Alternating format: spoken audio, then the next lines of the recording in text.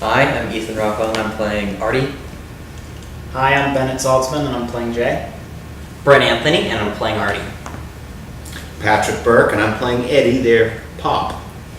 In a nutshell, Lost in Yonkers is about Eddie, the father of these boys, has just lost his wife, is a widower, and they're motherless, and he has to get a job to pay for the medical bills.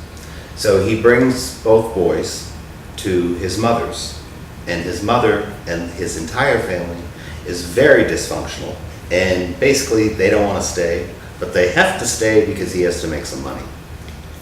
I feel like Artie does not want to stay one bit. He does not like Grandma because she's a very mean person towards the boys throughout the play. She's also mean to her own children, which are like the aunts and the uncles of these two boys and they have to kind of like survive through this experience of living with this incredibly dysfunctional family. He makes jokes, he plays around with Aunt Bella and Gert and stuff like that, and he loves Uncle Louie. He's a very positive person, yet he's put in a bad situation.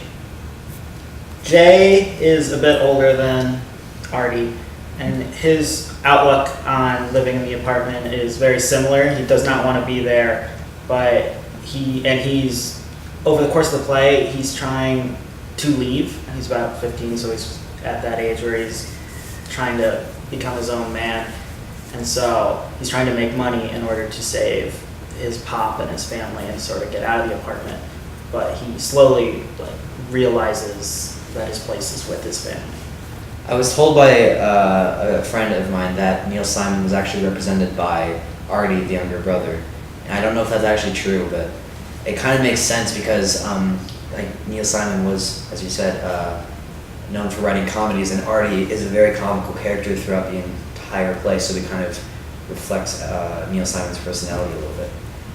It's really, to me, the story is really about both boys, especially Jay, or Jacob, because he is put in a position where he's the older one, where his dad tends to put everything on Jay. Not that they're that much difference in age, but since he's lost his wife, he tends to put everything on Jay, and I think it's almost like from the beginning how Jay changes until the end, what he's learned. It's a lesson, I think it's a lesson in love, this play. When Patrick said it was a story about love, it's more about like the boys learning to care and feel sorry and love their grandmother, and Which they end up doing. Yeah. And the grandmother in return learning to feel the same way about her grandchildren.